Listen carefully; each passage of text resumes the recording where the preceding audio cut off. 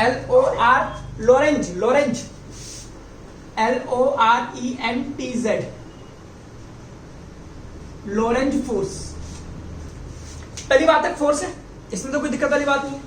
तो दो तरह की फोर्स की बात करता है ये जो साइंटिस्ट है, दो तरह की फोर्स की बात करता है। एक बात करता है इलेक्ट्रिकल फोर्स और एक बात करता है मैग्नेटिकल फोर्स। हमें पता है, अगर आपने पहला लेक्चर इलेक्ट्रोस्टैटिक्स का देखा था ध्यान से, तो उसमें मैंने बताया था कि अगर एक चार्ज रुका हुआ है तो वो सिर्फ इलेक्ट्रिक फील्ड प्रोड्यूस करता है, और अगर ये चार्ज मोशन में आ गया तो वो इलेक्ट्रिक फील्ड भी प्रोड्यूस करेगा, मैग्नेटिक फील्ड भी प्रोड्यूस करेगा। क्लियर? अब इस चार्ज को अगर एक ऐसी जगह पर आपने फेंक दिया जहां पर एक्सटर्नल इलेक्ट्रिक फील्ड है, एक्सटर्नल मैग्नेटिक फील्ड है, तो वो एक्सटर्नल इलेक्ट्रिक फील्ड और मैग्नेटिक फील्ड इस चार्ज के इलेक्ट्रिक फील्ड और मैग्नेटिक फील्ड के साथ में इंटरेक्ट करेगा, और इस पर एक इलेक्ट्रिकल फोर्स भी लगेगा और मैग्नेटिक फोर्स भी लगेगा। क्लियर है? फोर्स तभी लगता है जब दो तरह के सिमिलर फील्ड इंटरेक्ट करते हैं। इलेक्ट्रिक फील्ड इसका वाला एक्सटर्नल इलेक्ट्रिक फील्ड से इंटरेक्ट करेगा, इसका magnetic field external magnetic field से इंटरेक्ट करेगा, तो ही फोर्स लगेगा। लॉरेंज ने इन दोनों फोर्सेस की बात करी और उसी को हम बोलते हैं लॉरेंज फोर्स। चलिए अब इसमें देखते हैं कैसे कैसे उसने बोला। उसने पहले बात करी कि अगर ओनली इलेक्ट्रिक फील्ड है तो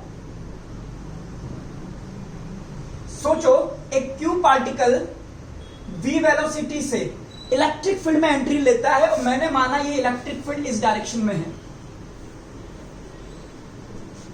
और ये एक्सटर्नल इलेक्ट्रिक फील्ड इस चार्ज पार्टिकल को ऊपर की तरफ ले जाएगा, और यहां पे जो इलेक्ट्रिक फोर्स लगेगा वो होगा Q इंटू E। ये आपने पढ़ा होगा, कोई बड़ी बात। किसी भी चार्ज पार्टिकल पर इलेक्ट्रिक फील्ड का फॉर्मूला QE होता है। दूसरा, अगर मैं कहता हूं ओनली मैग्नेटिक फील्ड है तो ये आपने अभी भी पढ़ा था। सपोज करो यहां पर कोई भी मान लो, किसी भी डायरेक्शन में मान लो ताकि आपके लिए इजी हो जाएगा, डॉट मान लेता हूं, ये मैग्नेटिक फील्ड है। डॉट का मतलब मैग्नेटिक फील्ड बाहर की तरफ, परपेंडिकुलर आउटवर्ड। और अगर एक क्यू चार्ज इसमें एंट्री लेता है तो फोर्स का डायरेक्शन कुणाल कैसे निकलता है वो देख लो। फोर्स के डायरेक्शन के लिए हम राइट हैंड का यूज करते हैं, इस तरह से ये हाथ आ जाते हैं। तो अगर आप राइट हैंड को ऐसे रखोगे तो अंगूठे को करंट की डायरेक्शन में रखना है, करंट की डायरेक्शन में, या पॉजिटिव चार्ज की डायरेक्शन में रखना है। और पाम है ये वाली, तो पाम आपके पास में, सॉरी, जो फिंगर्स हैं, फिंगर्स मैग्नेटिक फील्ड को बताएगा और पाम किसको बताएगा? फोर्स को। जैसे अगर मैग्नेटिक, हमें क्या करना है, हाथ को ऐसा रखना है ना, चार्ज पार्टिकल किधर जा रहा है? इधर। हमको किधर करना है? करंट की डायरेक्शन में या पॉजिटिव चार्ज पार्टिकल की डायरेक्शन में, तो मैंने इधर कर लिया। अब मैग्नेटिक फील्ड किधर है? बाहर की तरफ, तो मैं इसको बाहर कर दूंगा ऐसे। तो मैग्नेटिक फील्ड की डायरेक्शन में मेरे पास उंगलियां आ गई, चार्ज पार्टिकल इधर आ गया, तो फोर्स किधर लगेगा? नीचे। तो ये आ जाएगा ऐसे, ठीक है। और इस फोर्स का फॉर्मूला भी दिया था Q V क्रॉस V। लिख लीजिए इसको, लिखते चलिए साथ साथ। अब तीसरी बात करते हैं जहां पर दोनों ही है, ठीक है, इलेक्ट्रिक फील्ड भी है और मैग्नेटिक फील्ड भी है। ये रहा मैग्नेटिक फील्ड आपका। चलिए थर्ड क्वेश्चन डालिए।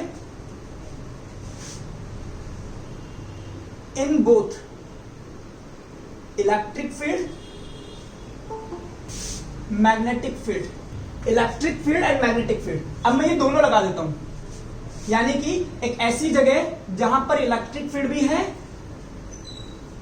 और साथ में मैग्नेटिक फील्ड भी है। बहुत ध्यान से समझना।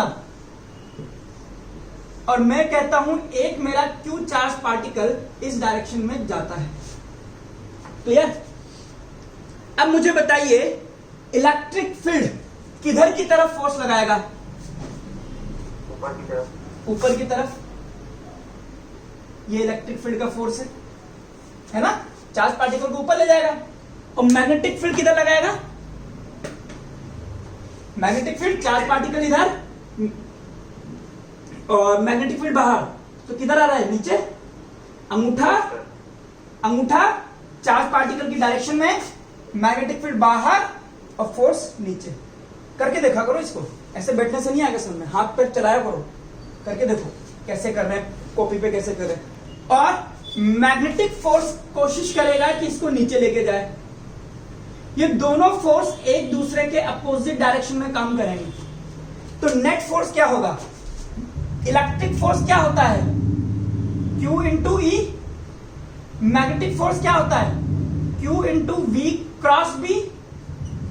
तो दोनों को मिला दीजिए, तो नेट फोर्स कैसे निकालोगे? नेट फोर्स होगा इलेक्ट्रिक फील्ड का फोर्स और मैग्नेटिक फील्ड के फोर्स का रिजल्टेंट, और इसी नेट फोर्स को हम बोलते हैं लॉरेंज फोर्स। तो कैसा आएगा लॉरेंज फोर्स? इलेक्ट्रिक फील्ड का होगा QE वेक्टर के साथ प्लस QV क्रॉस B। ये रहा आपके पास लॉरेंज फोर्स, लिख लीजिए इसको। आइए कुछ एक दो बातें मैं बेसिक्स में बता देता हूं आपको, वो भी लिख लीजिए। चार्ज और मास, दो बातें बताऊंगा मैं सबके बारे में। प्रोटॉन होता है 1H1 और इस पर पॉजिटिव चार्ज होता है, तो इसका चार्ज अगर मैं प्लस Q मान लूं और इसका मास में MP मान लूं, तो ये प्रोटॉन का चार्ज और ये प्रोटॉन का मास। अगर मैं आपसे बोल दूं अल्फा पार्टिकल, अगर मैं आपसे बोल दूं अल्फा पार्टिकल, बेटा बात पहले समझो, सुनते जाओ कि अल्फा पार्टिकल क्या है। अल्फा पार्टिकल होता है हीलियम +2 और ये होता है एटॉमिक नंबर 2 और मास नंबर 4, समझना। तो अल्फा पार्टिकल पे कितना चार्ज है? +2, यानी कि +2Q। इस पे कितना मास था? MP, जिसको मैंने बोला, तो इसमें 4 MP। आइए ड्यूट्रॉन होता है 1H2, चार्ज कितना? +Q, मास कितना? 2 MP। अब बात करते हैं इलेक्ट्रॉन। इलेक्ट्रॉन होता है 0-1, इलेक्ट्रॉन होता है E की पावर -1, यानी कि -Q, और इसका मास होता है प्रोटॉन के मास का 1/1837 टाइम्स। लिखिए इसको, -Q की जगह में -E लिख देता हूं, और E का मतलब क्या होता है? 1.6 इंटू 10 की पावर -19। तो यहां +Q की जगह +E लिख सकते हो, +2E लिख सकते हो, +E लिख सकते हो, है ना? ये सही रहेगा। कूलम। और मास ऑफ प्रोटॉन कितना होता है, याद है किसी को? 1.67 इंटू 10 की पावर -27। 27। क्वेश्चन लिखिए। अ प्रोटॉन, क्वेश्चन लिखिए। A proton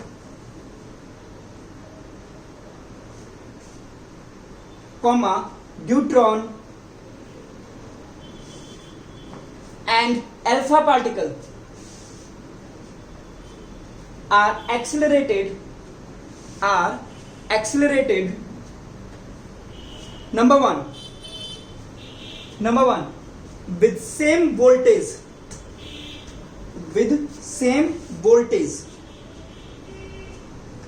number two with same kinetic energy,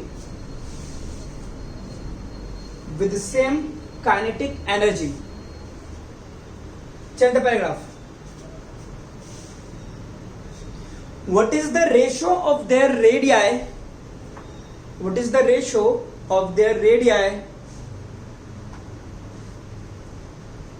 of circular path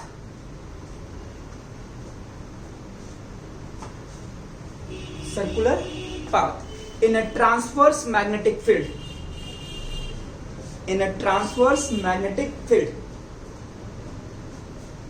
try कीजिए आप लोग।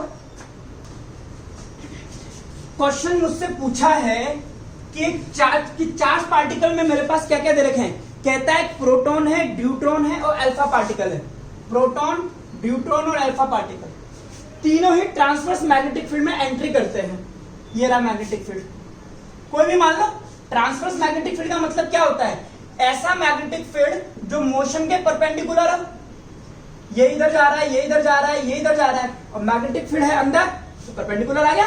ओके, जब ये घूमता है तो रेडियस की बातें करता है।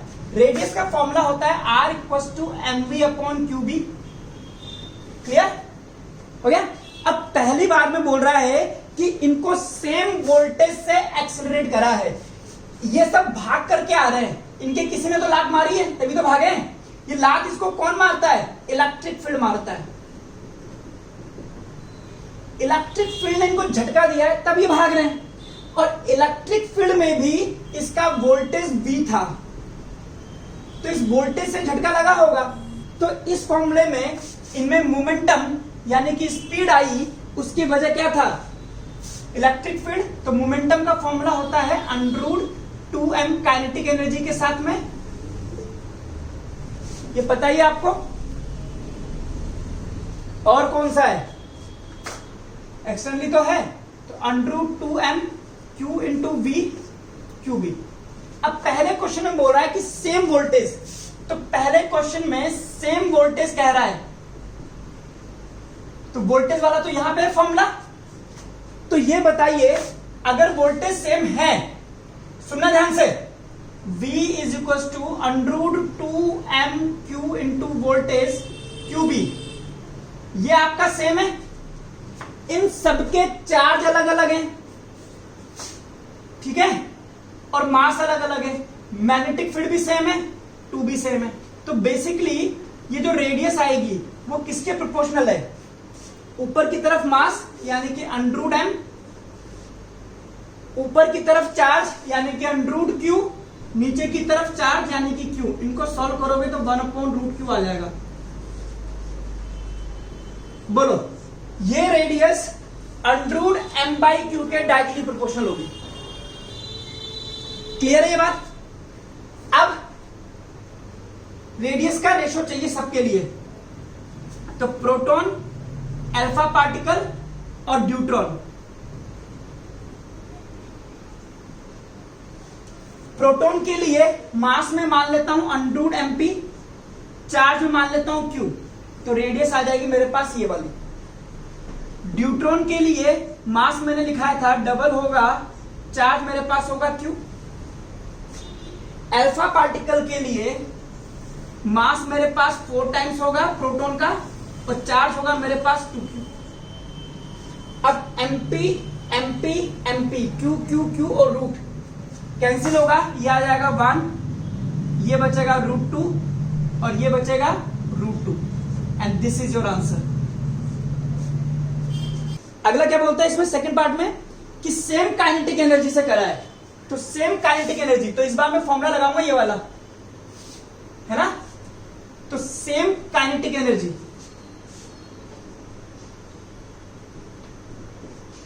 तो रेडियस का फॉर्मूला लगेगा √2m kinetic energy upon qb। Magnetic field सबके लिए, तीनों पार्टिकल के लिए सेम है। काइनेटिक एनर्जी इसने बोल दिया सबकी सेम है, 2 सबका सेम है, तो radius is proportional to √m upon q। Simple हो गया। अब निकाल दो रेडियस का रेशियो, प्रोटॉन का, ड्यूट्रॉन का और अल्फा पार्टिकल का। मास होता है इसका mp, चार्ज मैंने q मान लिया। ड्यूट्रॉन का मास डबल होता है, तो लिख दूंगा मैं 2mp, चार्ज इसका q होता है। अल्फा पार्टिकल का मास 4 टाइम्स ऑफ mp, चार्ज आपका 2q होता है ना, हीलियम +2, फिर ऊपर रूट है, सॉरी सही बात है, तो ये बच जाएगा 1। Okay,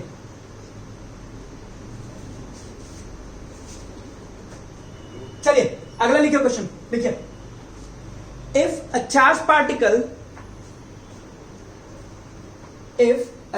particle moving under gravity, if a charged particle moving under gravity and enters a magnetic field,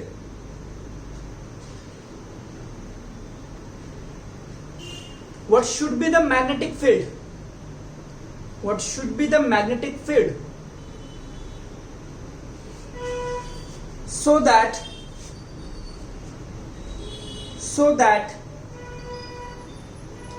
the particle moves undeflected? Particle moves undeflected, बिना मुड़े सीधा निकल गया. If velocity, charge and mass, if velocity, charge and mass of the particles are v, q and m. Try कीजिए.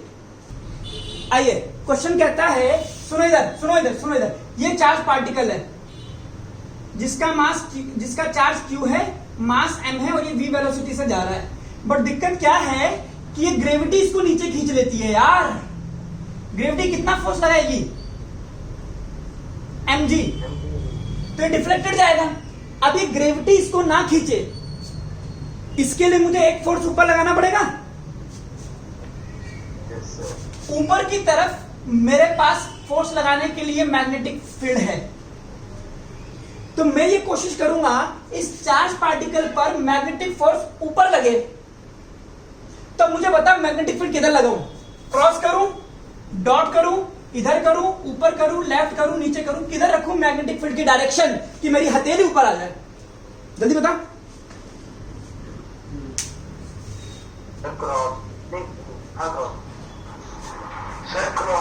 Cross. अगर magnetic field अंदर है, charge particle इधर जा रहा है, तो हथेली ऊपर आएगी. करके देखो, हाथ खोल के देखो, बैठे मत रहो, है ना? तो यानी कि मुझे मैग्नेटिक फील्ड इस जगह पर इस तरह का मैग्नेटिक फील्ड लगाना पड़ेगा. अब इस मैग्नेटिक फील्ड की वजह से इस पर एक फोर्स ऊपर लगेगा, तो हम कह देंगे फॉर अनडिफ्लेक्टेड मोशन क्या होना चाहिए? FB और F ग्रेविटी दोनों का वेक्टर एडिशन 0 आना चाहिए.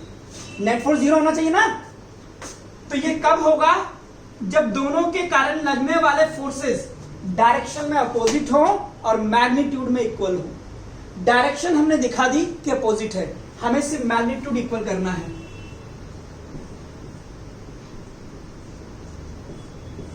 माइनस का तो मतलब ही नहीं है. तो ये फोर्स कैसा लगेगा? QVB, है ना?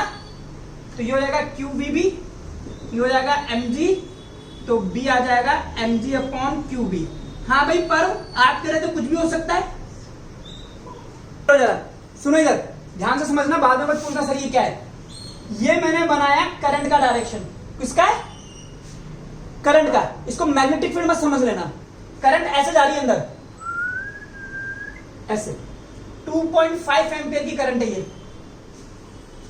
एक दूसरा करंट का वायर और है,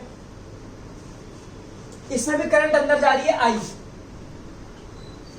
इन दोनों के बीच की डिस्टेंस है 3 metre.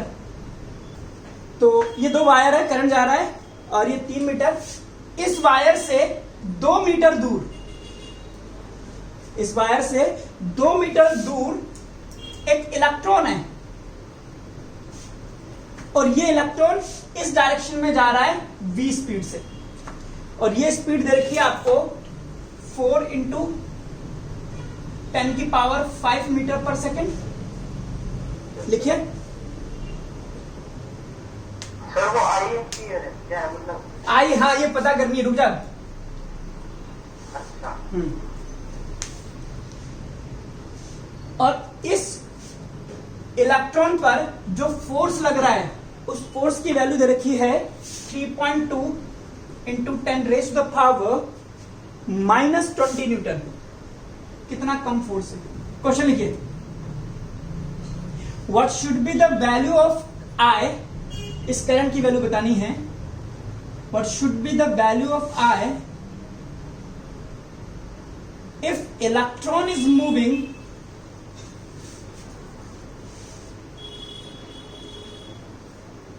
with the given velocity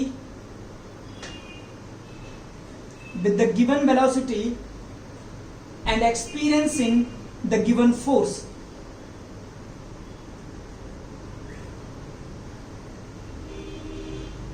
as shown in the diagram. चलिए आइए, पहली बात ये कि आप ये सोचो कि इस पर कौन सा फोर्स लग रहा होगा। ये करंट है और ये चार्ज है, तो ऑफ कोर्स मैग्नेटिक फोर्स लग रहा है। अभी मैग्नेटिक फोर्स बिना मैग्नेटिक फील्ड के तो लग नहीं सकता, सीधी सी बात है। तो यहां पे कोई ना कोई मैग्नेटिक फील्ड तो दे रहा है। 10th क्लास में भी हमने पढ़ा था कि कोई भी चार्ज, कोई भी करंट कैरिंग वायर जो होता है वो अपने से d डिस्टेंस पर एक मैग्नेटिक फील्ड प्रोवाइड करता है, जिसकी डायरेक्शन हम लोग इस तरह से निकालते थे। और इस मैग्नेटिक फील्ड का फॉर्मूला हमने निकाला हुआ है mu not I upon 2πd पहले ही। तो ये वायर नंबर 1, ये वायर नंबर 2, ये दोनों इस जगह पर मैग्नेटिक फील्ड देंगे। ये वाला वायर किधर है? अंदर की तरफ, तो मैग्नेटिक फील्ड उस पॉइंट पे किधर आएगा? नीचे। तो ये आ गया मेरे पास मैग्नेटिक फील्ड B1। हाँ, तो मैं ये कह रहा था कि ये जो वायर अंदर की तरफ जा रहा है, ये वायर इस पॉइंट पे कौन सा, किस डायरेक्शन में मैग्नेटिक फील्ड देगा? इधर नीचे की तरफ, तो ये B1 हो गया। और ये वाला वायर भी किधर देगा? नीचे की तरफ, नीचे की तरफ देगा B2। क्लियर? अब इलेक्ट्रॉन इधर जा रहा है, तो करंट किधर जाएगी? मैं निकालना चाहता हूं इस फोर्स का डायरेक्शन। इलेक्ट्रॉन उधर जा रहा है तो करंट आएगी इधर, तो करंट की डायरेक्शन में मैंने कर लिया अंगूठा और मैग्नेटिक फील्ड नीचे। क्लियर? तो इस पर फोर्स लगाया बाहर की तरफ। बोलो। मेरा आंसर 4 एम्पियर आ रहा है। हाँ, सही आ रहा है, सही आ रहा है। तो इस पर जो फोर्स लगेगा वो परपेंडिकुलर आउटवर्ड लग रहा है, ये मैंने निकाल दिया। खैर मेरे से पूछा नहीं था, बट मैंने निकाल दिया। अब इलेक्ट्रॉन पे लगने वाला नेट फोर्स होगा B1 की वजह से QV_B1 प्लस QV_B2, और दोनों एक ही डायरेक्शन में लग रहे हैं, इसलिए मेरे को दिक्कत ही नहीं, मैंने डायरेक्ट जोड़ दिया। QV कॉमन ले लेता हूं, हो गया B1 प्लस B2। QV_B1 इसकी वजह से mu naught I upon 2πd, d पूरा आएगा, 3 + 2 5, प्लस इसकी वजह से म्यू नॉट I, और ये पूरी डिस्टेंस 2π2, और ये फोर्स की वैल्यू दे रखी है 3.2 × 10⁻⁻20। अब इस Q की वैल्यू रख दीजिए, इलेक्ट्रॉन है तो 1.6 10⁻⁻19, और ये वेलोसिटी रख दीजिए 4 × 10⁵। अब इसको आप सोल्व कीजिए, और ये करंट म्यू नॉट I, और इस I की वैल्यू अब आप निकाल लीजिए। सर फोर्स की डायरेक्शन बताना कैसे आ रही है? पहले ये लिख ले बेटा, 4 एम्पियर लिखिए। Force on current carrying wire,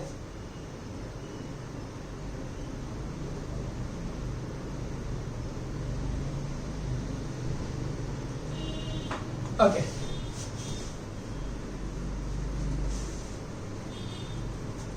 सुनिए, सपोज कीजिए ये कोई करंट कैरिंग वायर है, जिसका मैंने एक छोटा सा टुकड़ा बनाया है, बाकी करंट कैरिंग वायर ऊपर तक है, मैंने इसका एक छोटा सा टुकड़ा बना दिया। करंट अगर उधर जा रहा है तो इलेक्ट्रॉन किधर जा रहा होगा? नीचे। सही बात है। और इसको मैंने इस मैग्नेटिक फील्ड में रख रखा है। तो अब मुझे बताइए, क्या ये मैग्नेटिक फील्ड इस इलेक्ट्रॉन को फोर्स नहीं कर रहा होगा? करेगा सर, करेगा। और ये इलेक्ट्रॉन इस वायर के अंदर किस स्पीड से जाते हैं? Drift speed Vd। अब मुझे बताइए, इस इलेक्ट्रॉन पर ये मैग्नेटिक फील्ड किधर फोर्स लगाएगा?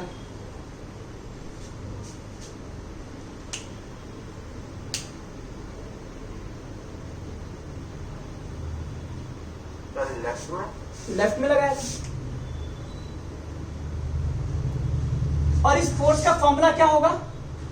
Q V cross D. Yes sir. Okay, अब क्या इसके अंदर एक ही इलेक्ट्रॉन है या बहुत सारे हैं? सर बहुत सारे। उन सब पे फोर्स लगेगा? क्या सर? Yes sir. सब पे लगेगा फोर्स, हाँ हाँ हाँ। है ना? तो अगर इसमें बहुत सारे इलेक्ट्रॉन हैं, इसका क्रॉस सेक्शन एरिया ए मान लेता हूं, ठीक है, इसकी लेंथ में एल मान लेता हूं, और मैं ये कह दूं number density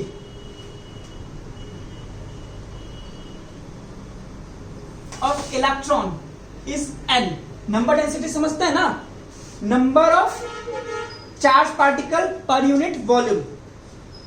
so total charge कितना आ गया? टोटल चार्ज क्या था? Q into N E. एक इलेक्ट्रॉन पे चार्ज E है तो n इलेक्ट्रॉन पर चार्ज Ne हो गया, और n क्या है? Total number of electron per unit volume.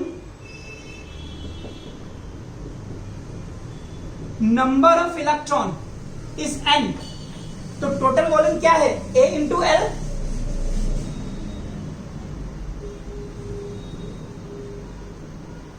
तो कितने इलेक्ट्रॉन है? n into A L. ये आ गया मेरे पास टोटल नंबर ऑफ इलेक्ट्रॉन, तभी मेरा चार्ज निकलेगा। तो Q मेरे पास निकल गया NaLe। ये वैल्यू ऊपर रखता हूं। Velocity is perpendicular to the magnetic field, दिख रहा है आपको, इसलिए थीटा 90 हो जाएगा। तो फोर्स हो जाएगा QVB। B की जगह ड्रिफ्ट स्पीड, तो ये F हो जाएगा NeALeVDB। इधर देखिए NeAVD, इसको मैं करंट बोल सकता हूं? Yes sir. I equal to NeAD। Yes sir. हाँ, तो F हो गया ILB, और इसकी मैं वेक्टर फॉर्म लिखूं तो ये वेक्टर फॉर्म इसकी आती है, डायग्राम आपने बना ही दिया होगा। वेक्टर फॉर्म आती है IL क्रॉस B। ये फोर्स का नया फॉर्मूला आ गया, लिख लीजिए इसको। अब फोर्स होता है IL क्रॉस B।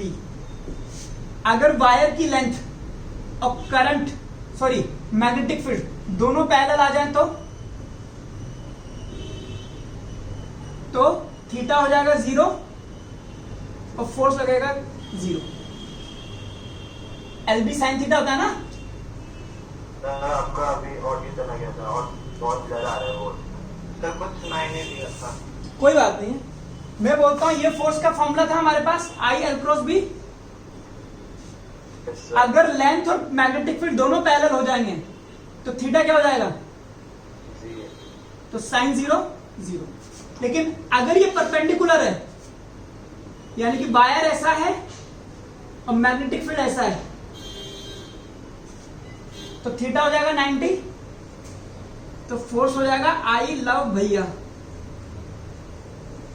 कौन से भैया? मैं और कौन? हाँ भैया सुनना आपका सर। अबे कई लोग तो भैया ही कहते हैं, वो मेरी त्वचा से मेरी उम्र का पता ही नहीं चलता। बढ़िया है। ओके भैया। भाई भैया मारता भी बहुत अचानक है।